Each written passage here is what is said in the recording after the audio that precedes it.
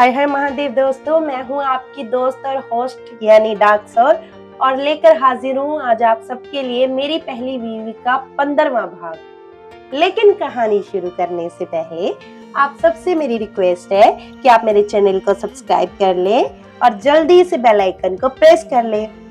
तो चलिए ज्यादा समय ना गवाते हुए कहानी को शुरू करते हैं। इससे पहले कि निधु माया को और बातें सुना पाती, वरदान रूम के अंदर आ गया। जमीन पर बिखरे हुए सामान को वरदान देख रहा था। डैड वो मुझे, वरदान ने अपने हाथ को आगे करते हुए कहा। रात बहुत हो चुकी है निधु, अपने रूम में जाओ। पर डैड मैं वो, निधु सुनना चाहती नहीं या सुनाई देता नहीं। मैंने कहा अपने रूम में जाओ। I say go in your room. Yes dad. और निधु माया को घूरते हुए रूम के बाहर निकल गई। माया नीचे बैठकर एक एक कर अपनी चीजें सहेजने लगी। अपनी बुक्स, टूटा हुआ शिवलिंग जो उसे उसकी चाइल्डहुड बेस्टी दीपशिखा ने दिया था जब वो दिल्ली आ रही थी स्टडी के लिए, विंग चेन जो उसके मामू ने दी थी उसे, उसकी पायलें जो उसकी बोबो यानी दादी ने उसे उसके 18वें जन्मदिन पर दी थी, उसकी मम्मी पापा का फोटो फ्रेम जो न जाने कितने टुकड़ों में नीचे जमीन पर बिखरा पड़ा था, उसके भाइयों की इंडियन आर्मी में जीती हुई पहली ट्रॉफी और मेडल जो उसके भाइयों ने उसे डेडिकेट किए थे, उसकी मम्मी का दिया हुआ फुलकारी दुपट्टा जो उसकी मम्मी ने अपने हाथों से निकाला था बचपन में उसके लिए, वो पेन और वॉच जो उसके पापा ने दी थी उसे नीट का एग्जाम क्लियर करने पर। टुकड़ों में बिखर जाने के बाद भी माया अपनी गीली आंखों के साथ इन सारी चीजों को समेट रही थी। माया आई एम सॉरी, निधु की तरफ से मैं माफी मांगता हूँ। और माफी मांगने से क्या हो जाएगा? हाँ बताइए ना, क्या होगा? आई एम सॉरी मिस्टर वीराना, तुम अपने पैसों से अपनी बेटी के लिए ऐशो आराम तो खरीद सकते हो, मगर उसकी की हुई गलतियां नहीं। क्या समझती है ये लड़की खुद को? खानदान की इकलौती लड़की है तो कुछ भी करेगी। सॉरी मिस्टर वीराना, लेकिन मैं भी अपने घर में 5 पीढ़ियों के बाद पैदा हुई हूँ। मुझे भी मेरी माँ बाप ने मन्नतों से मांगा। मैं भी मेरे भाइयों की इकलौती बहन हूँ और अपनी खानदान की इकलौती बेटी। लेकिन मेरे मम्मी पापा ने मुझे कभी दूसरे से बदतमीजियां करना नहीं सिखाया और ना ही मेरे गलत होने पर कभी मेरा साथ दिया। इनफैक्ट मुझे सही और गलत में फर्क करना सिखाया उन्होंने। माया का गुस्सा देखकर वरदान ने चुप रहना ही बेहतर समझा, क्योंकि वो जानता था कि गलती तो निधु की है और निधु का पापा होने के नाते अब उसे ये सारी बातें तो सुननी ही पड़ेंगी। और हाँ, एक और बात वरदान, मैं खामोश जरूर हूँ मगर कमजोर बिल्कुल नहीं। ये बात आप जितनी जल्दी निधु को समझा दें, ये उसके लिए भी अच्छा है और बाकी सबके लिए भी। If she think I am bad then she absolutely wrong because I am worst. क्योंकि मुझे आदत नहीं है गलत सहने की और उसे आदत नहीं है कुछ सही करने की। तो बेटर यही होगा वरदान कि तुम अपनी बेटी निर्धारिता सूर्यवंशी को समझाकर सुधार लो, क्योंकि अगर मैंने सुधारना शुरू किया तो फिर वो किसी चीज को सोचने समझने के लायक नहीं रहेगी। माया आंखों से आंसुओं को पोंछते हुए गुस्से से वॉशरूम में चली गई। वरदान महसूस कर पा रहा था कि माया कितनी तकलीफ में है और जाने अनजाने ही सही उसने उसकी जिंदगी बर्बाद करके रख दी है और निधु ने उसकी बर्बाद हुई जिंदगी को नरक बनाने में कोई कसर नहीं छोड़ी। आज वरदान आईने में खुद से नजरें नहीं मिला पा रहा था। खुद से ही आज वरदान ने एक वादा करते हुए कहा, आई प्रॉमिस माया, आज के बाद तुम्हारे साथ कुछ गलत नहीं होने दूंगा मैं। कबीर बिल्कुल सही कह रहा था। अब वक्त आ गया है निधु, तुम्हें मुझसे दूर जाना ही होगा ताकि तुम किसी और के करीब जा सको। कोई माँ बाप नहीं चाहता कि उसका बच्चा तकलीफ सहे, लेकिन जब बच्चा दूसरों को तकलीफ देने लगे तो माँ बाप का फर्ज बनता है कि वो अपने बच्चे को सही और गलत के बीच का फर्क समझाए। आज तक तुमने जो चाहा तुम्हें वो मिला, लेकिन अब तुम्हें समझना होगा कि हर चीज तुम्हें नहीं मिल सकती। अब तुम्हें सिर्फ वही मिलेगा जो तुम डिजर्व करोगी। अगले दिन जब माया की आंख खुली तो सामने टेबल पर उसकी जुड़ी हुई anklets, wing chain, medal, trophy, pen, watch जिसका टूटा हुआ मिरर चेंज हो चुका था, उसकी मम्मी पापा की तस्वीर एक नए फोटो फ्रेम में थी उसका फुलकारी दुपट्टा भी बिल्कुल पहले जैसा ही दिख रहा था और सेम वही क्रिस्टल की शिवलिंग एक पर्ल ब्रेसलेट और एक नोट के साथ रखी हुई थी। माया ने नोट उठाया और पढ़ना शुरू किया। माया, मैं पैसों से ये चीजें तो जोड़ सकता हूँ, मगर कल रात जो तुम में कुछ टूट कर बिखर गया, उसे तो मैं अपनी पूरी दौलत से भी नहीं जोड़ सकता। मगर मैं क्या करूँ, तुम्हारा दोस्त हूँ तो तुम्हें अकेला भी तो नहीं छोड़ सकता ना। इसीलिए मैं तुम्हारी इन यादों में इस ब्रेसलेट के जरिए तुम्हारे दोस्त की एक याद जोड़ रहा हूँ, जो तुम्हें हमेशा ये एहसास करवाएगा कि अगर निधु के साथ उसका डैड हो सकता है तो तुम्हारे साथ तुम्हारा दोस्त भी हमेशा लॉयल रहेगा। एंड गुड मॉर्निंग मानो बिल्ली।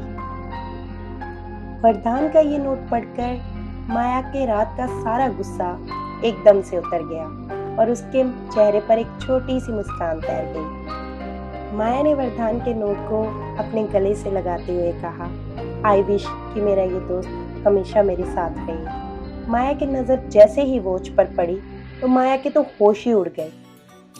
ओ तेरी, आज तक तू गई मानो, 8 तक घर ही बज गए, 9 बजे कॉलेज की में पूछना है।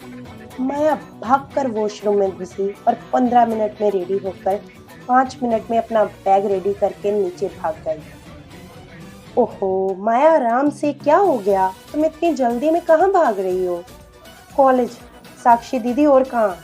और ना, कल शाम की शॉपिंग मैं आपको आकर दिखाऊंगी, अभी बहुत लेट हो रहा है। लेकिन माया, अभी तो सिर्फ 7 ही बजे हैं, ब्रेकफास्ट तो कर लो। है, अभी सिर्फ 7 ही बजे हैं, लेकिन ऊपर तो। हाँ माया, साक्षी बिल्कुल सही कह रही है बेटा, अभी तो सिर्फ 7 ही बजे हैं, ब्रेकफास्ट तो कर लो। माया ने एक पल के लिए वसुंधरा की तरफ देखा, फिर साक्षी की तरफ। डैड, मुझे क्या लगता है डॉक्टर बत्रा का कुछ करना पड़ेगा। देखो तो सही, स्टूडेंट्स में उनका खौफ कैसे बढ़ता जा रहा है। वरदान ने डाइनिंग टेबल की चेयर खींचकर उस पर बैठते हुए अरविंद की तरफ देखते हुए कहा, आओ माया, बैठो, ब्रेकफास्ट करो, अभी बहुत टाइम है। डोंट वरी, मैं टाइम से तुम्हें पहुंचा दूंगा। तुम्हें डॉक्टर बत्रा का लेक्चर क्लासरूम के बाहर रहकर अटेंड नहीं करना पड़ेगा। वरदान ने एक शरारतीपन से हल्का सा मुस्कुराकर माया से ये बात कही। माया समझ गई कि वरदान ने जानबूझकर घड़ी का टाइम चेंज कर दिया होगा। क्लासरूम के बाहर रहकर माया? लेकिन क्यों बेटा? डॉक्टर बत्रा ने तुम्हें कोई पनिशमेंट दी थी क्या? अरविंद ने माया की तरफ देखते हुए उससे ये पूछा। नहीं पापा, वो मैं बताता हूँ डैड। वो माया एक दिन लेट हो गई थी, तो आपको तो डॉक्टर बत्रा का नेचर पता ही है, कितने जालिम किस्म के प्रोफेसर हैं। आपकी बेचारी बहू को सारा दिन क्लासरूम के बाहर खड़ा करके लेक्चर अटेंड करवाए उन्होंने। माया, तुमने बताया नहीं बेटा, अगर कोई और प्रॉब्लम है तो बताओ, और अगर कोई परेशान करता है तो उसके बारे में भी बताओ, मैं अभी डीन की खबर लेता हूँ। अरे नहीं पापा, ऐसा कुछ भी नहीं है, और आप प्लीज डीन से बात मत करना, मैं नहीं चाहती कि मुझे किसी भी तरह का कोई फेवरिज्म मिले। अरे नहीं माया, डैड बिल्कुल सही कह रहे हैं, ऐसे कैसे डॉक्टर बत्रा तुम्हें पनिशमेंट दे सकते हैं? पनिशमेंट? किसे मिली पनिशमेंट भाई? कबीर, श्लोक और अरमान ने पीछे से आते हुए पूछा। माया को, और किसे? डॉक्टर बत्रा ने माया को पनिशमेंट दी थी कॉलेज लेट पहुंचने पर, और सारी क्लासेस क्लासरूम के बाहर रहकर अटेंड करवाई थी। प्रधान ने माया की तरफ हल्का सा मुस्कुराकर प्रधान की तरफ देखते हुए ये बात कही। अच्छा, तो माया तुम एक बार बता देती कि अब तुम कौन हो। वो बत्रा तो क्या, कॉलेज का डीन भी तुम्हारा कुछ नहीं बिगाड़ सकता। कबीर ने डाइनिंग टेबल से एप्पल उठाकर खाते हुए माया से कहा, नेक्स्ट टाइम ऐसा कुछ हो तो हम में से किसी को कॉल कर लेना, खामखा की पनिशमेंट झेलने की जरूरत नहीं है अब तुम्हें। माया बिल्कुल वरदान की चेयर के साथ ही बैठी थी। तो कैसा लगा सब परिवार वालों के सामने अपनी इज्जत का फालूदा? ओहो सॉरी, कस्टर्ड करवा कर मिस मानो बिल्ली। वरदान ने ये बात होले से माया के कान में बड़ी ही मुस्कुराहट के साथ कही। क्या हुआ, कल की फिरकी कहीं ज्यादा महंगी तो नहीं पड़ गई ना? वरदान में माया वरदान का नाम लेकर इतनी जोर से चिल्लाई कि सब घर वाले उनकी तरफ देखने लग गए। क्या हुआ माया? इतने पास तो बैठा हूँ, आराम से बताओ क्या बताना है तुम्हें। वरदान एकदम से जैसे अनजान सा बनकर बैठ गया।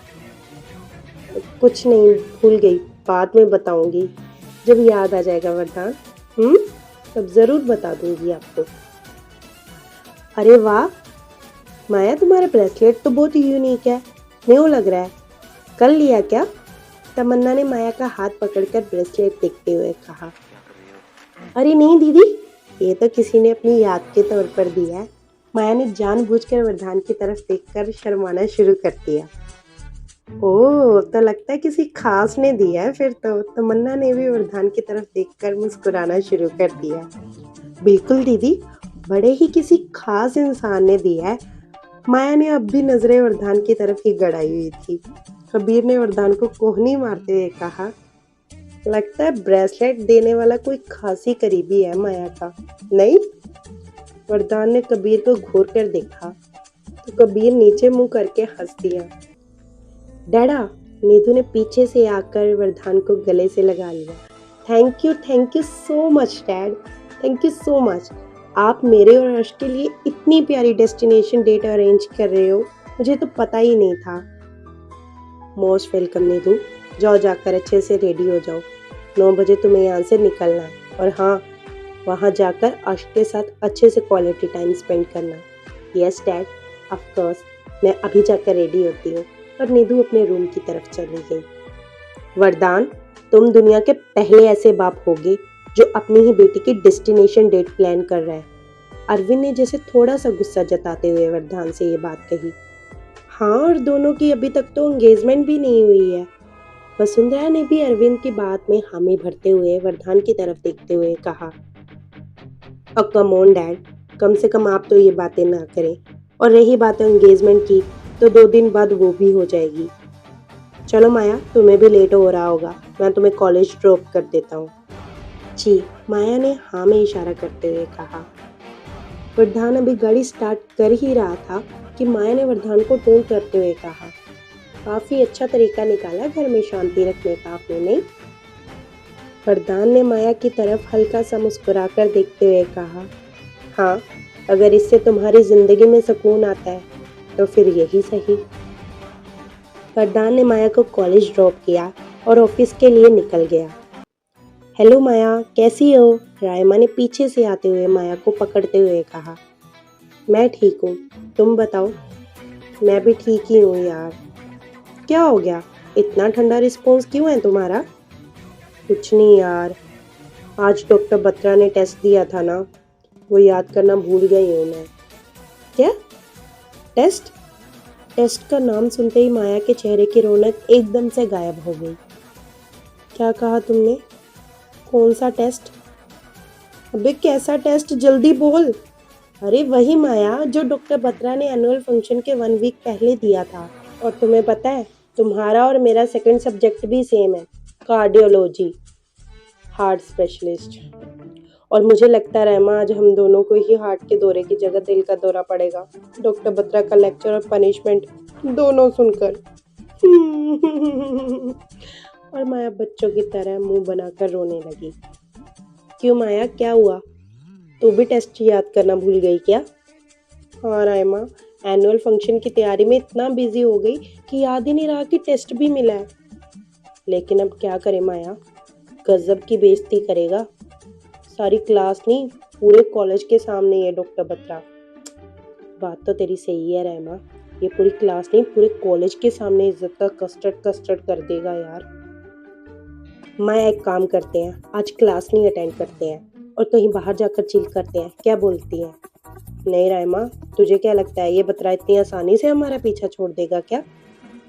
नंबर है हमारा उसके फ़ोन में, मुझे तो दुखी कर देगा यार कॉल कर करके। तो सिंपल है ना, हम अपने फ़ोन ही स्विच ऑफ कर देंगे और कल टेस्ट याद कराएंगे और बोल देंगे सर कल हम बीमार थे मगर टेस्ट तो हमें पूरा ही आता है, चाहे आप सुन लो या लिखवा कर ले लो, है कि नहीं? बोल, क्या बोलती है? हाँ ये ठीक है, चल जल्दी चल, इससे पहले कि हमें कोई बैचमेट देख ले कॉलेज में, ठीक है? माया और रायमा दोनों ही कॉलेज से दूर एक रेस्टोरेंट में आकर बैठ गए। माया यार, अब सारा दिन यही बैठना पड़ेगा क्या? तो और कर भी क्या सकते हैं, माया ने रायमा को जवाब देते हुए कहा। वरदान भी अपनी किसी मीटिंग के लिए उसी रेस्टोरेंट में आया हुआ था, मगर वरदान ने अपने लिए एक प्राइवेट एरिया बुक कर रखा था जो ऊपर के फ्लोर पर था, और माया और रायमा दोनों ही ग्राउंड फ्लोर पर। वरदान फाइल को पढ़ते हुए उठ खड़ा हुआ। फाइल पढ़ते हुए वरदान का पेन हाथ से छूटकर नीचे के ग्राउंड फ्लोर पर गिरा, जहां ठीक माया और रायमा की टेबल थी। तभी वरदान ने अपने गार्ड को इशारा करते हुए दूसरा पेन मांग लिया।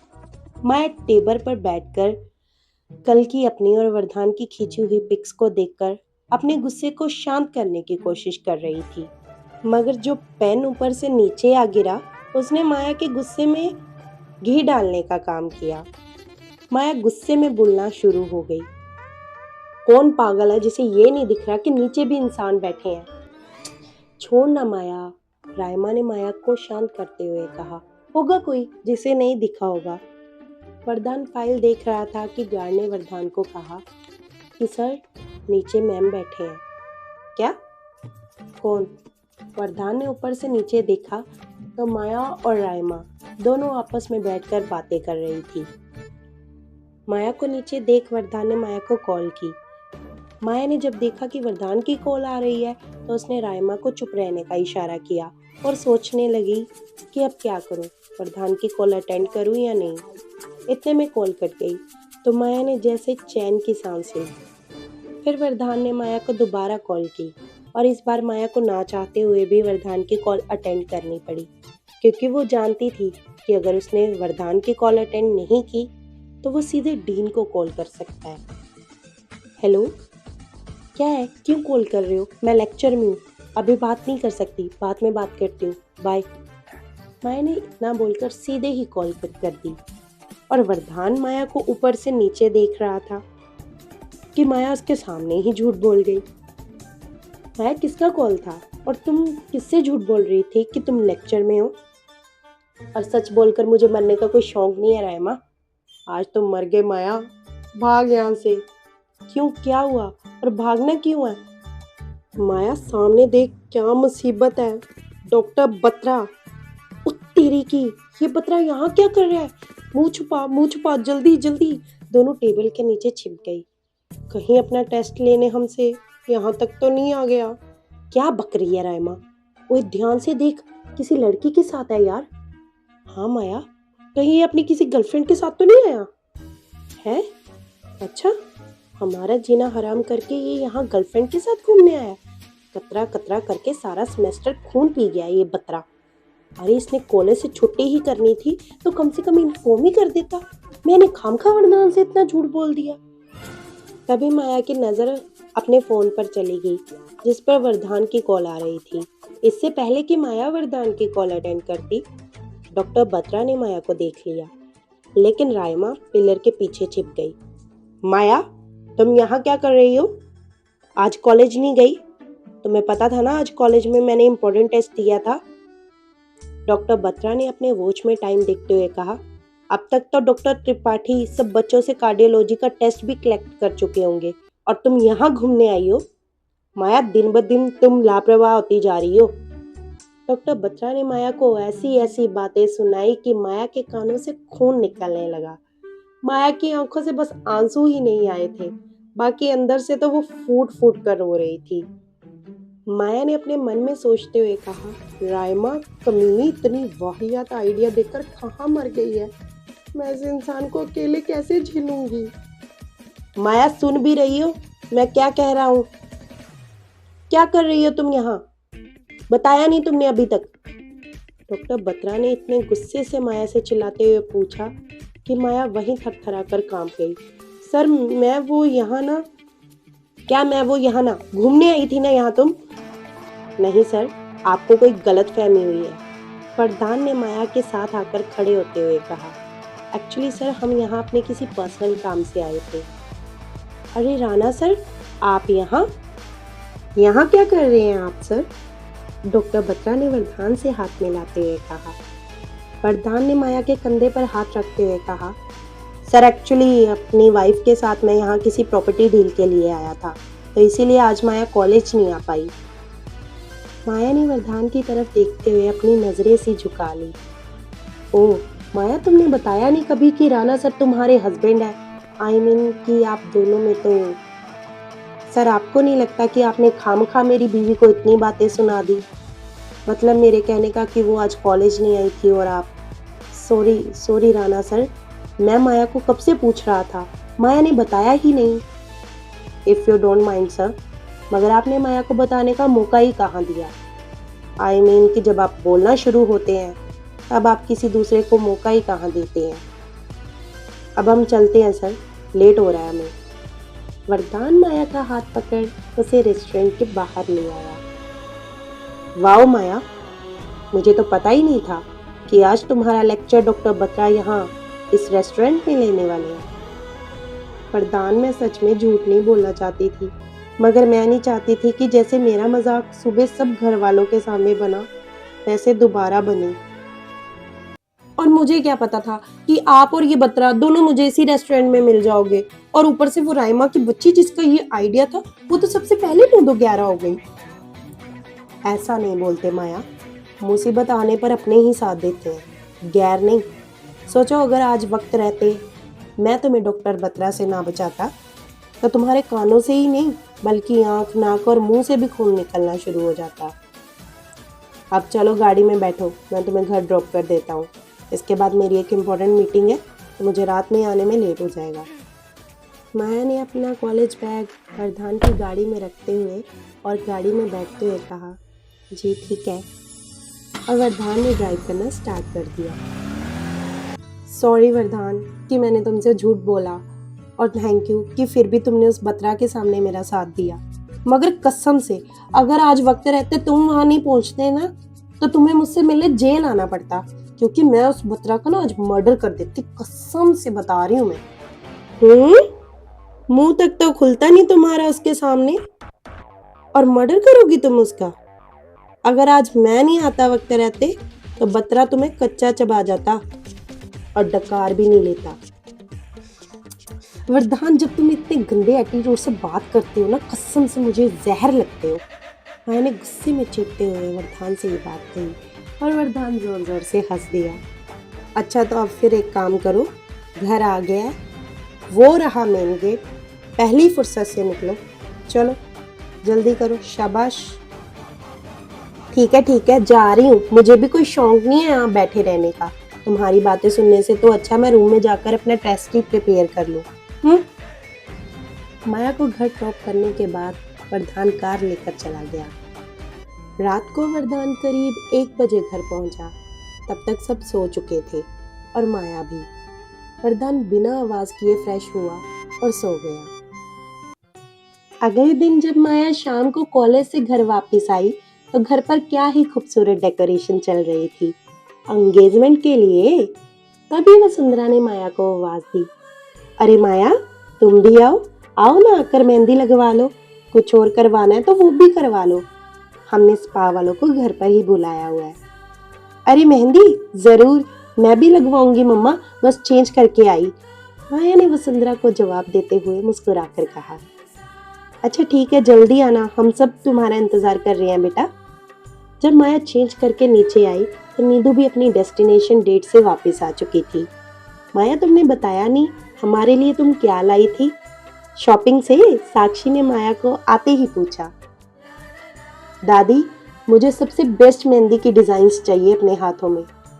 हाँ, मेहंदी वालों को तो हमने स्पेशली राजस्थान से बुलवाया है, ये बहुत अच्छी मेहंदी लगाते हैं नीदू बेटा, सबीर ने पीछे से आते हुए कहा। हाँ, और थोड़ी सी मेहंदी अपने मुंह पर भी लगा लेना।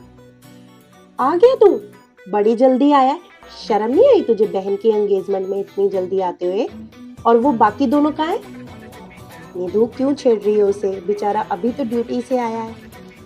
सबीर ने वसुंधरा के पैर को छूते हुए कहा। इसे क्या पता दादी, कैसे कैसे छुट्टी लेकर आया हूँ, सिर्फ स्पेशली इसकी एंगेजमेंट के लिए, और इसे तो बस बातें आ रही हैं अभी। तो क्या एहसान किया तूने मुझ पर? नहीं आता तो फिर मैं भी तेरी शादी में नहीं आती। ओह, मुझे कोई जल्दी नहीं है शादी की, वो भी तेरी तरह। तू तो ऐसे कर रही है जैसे अर्श को लेकर कोई फरार हो जाएगा। तू ना अपना मुंह बंद कर सबीर, शक्ल अच्छी ना हो ना तो कम से कम बात तो ढंग की कर लेनी चाहिए। निधु ने ये बात भले ही सबीर से कही, लेकिन उसकी नजरें और गुस्सा सिर्फ और सिर्फ माया के लिए ही था। और तुम लोग सिर्फ मुझे मेहंदी लगाओ, एंगेजमेंट मेरी है, निधु ने अपना गुस्सा मेहंदी वालों पर उतारते हुए कहा। बाप रे, इतना गुस्सा? निधु तू तो अभी से इतनी पॉजेसिव है, कबीर ने पीछे से आते हुए कहा। सबीर, क्यों छेड़ रहे हो निधु को? सबीर ने कबीर के पांव को छूते हुए कहा। अरे पापा, मैं कहाँ परेशान कर रहा हूँ, इसकी तो बचपन से ही शक्ल ऐसी है, रोंदू सी, रोतलू। पर सबीर हंस पड़ा।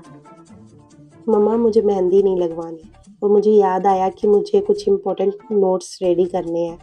और माया उठकर जाने ही लगी कि तभी सामने से माया की फैमिली आती हुई उसे दिखी। जैसे ही माया की नज़र अपने घर वालों पर पड़ी तो माया की आंखें नम हो गई और माया भागकर अपनी मम्मी के गले लग गई।